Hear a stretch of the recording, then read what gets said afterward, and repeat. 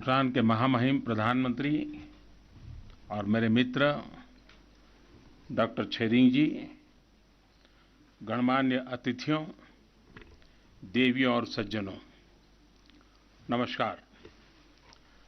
भारत के अभिन्न और विशेष मित्र भूटान में आप सबके बीच उपस्थित होकर मुझे बहुत खुशी हो रही है। मेरे डेलीगेशन के और मेरे गर्मजोशी भरे स्वागत सत्कार के लिए प्रधानमंत्री जी, मैं आपका और भूटान की रॉयल गवर्नमेंट का हृदय से आभार व्यक्त करता हूं। एक्सेलेंसी, भारत भूटान की अद्वितीय मैत्री के बारे में आपके उदार विचारों के लिए भी आपका हृदय से बहुत बहुत आभार। 130 करोड़ भारतीयों के दिलों में भूटान एक विशेष स्थान रखता है। मेरे पिछले कार्यकाल के दौरान प्रधानमंत्री के रूप में मेरी पहली यात्रा, इसके लिए भूटान का चुनाव बहुत ही स्वाभाविक था। इस बार भी अपने दूसरे कार्यकाल के शुरू में ही भूटान आकर मैं बहुत खुश हूं। भारत और भूटान के संबंध दोनों देशों के लोगों की प्रगति, संपन्नता और सुरक्षा के साझा हितों पर आधारित है और इसलिए दोनों देशों में इन्हें जन जन का पूरा समर्थन प्राप्त है। एक्सेलेंसी, यह मेरा सौभाग्य है कि भारत की जनता के निर्णायक जनादेश ने इन संबंधों को और मजबूत बनाने के लिए भूटान नरेश और आपके साथ काम करने का मौका मुझे एक बार फिर दिया है।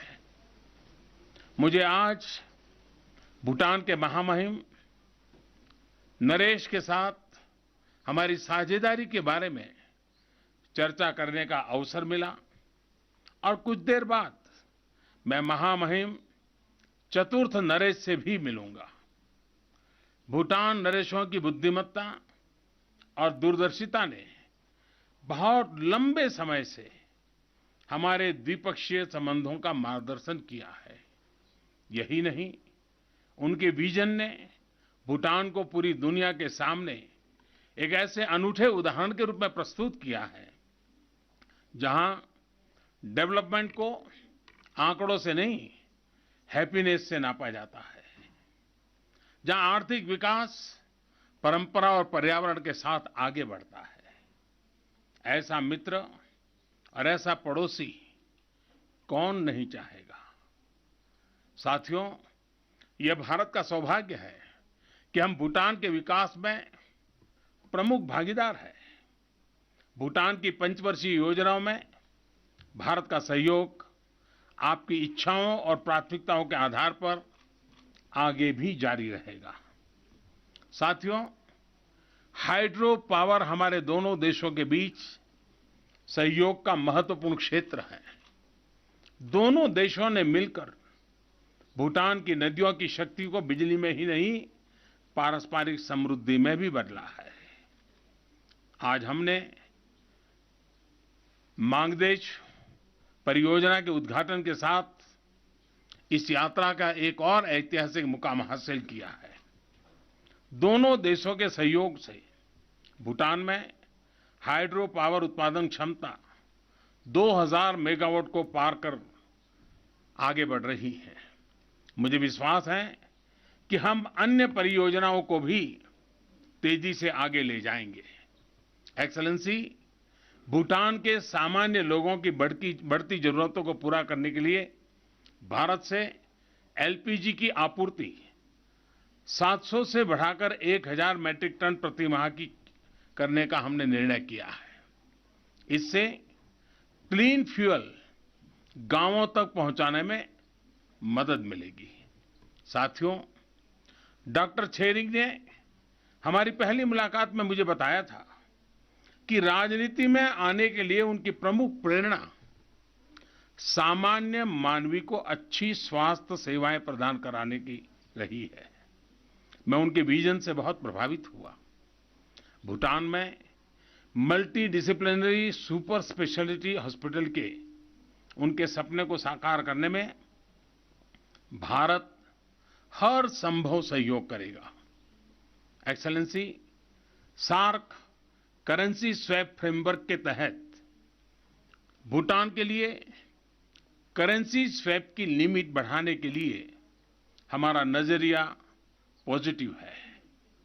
इस बीच विदेशी मुद्रा की आवश्यकता को पूरा करने के लिए स्टैंड बाय स्वैप व्यवस्था के तहत अतिरिक्त $100 मिलियन भूटान को उपलब्ध होंगे।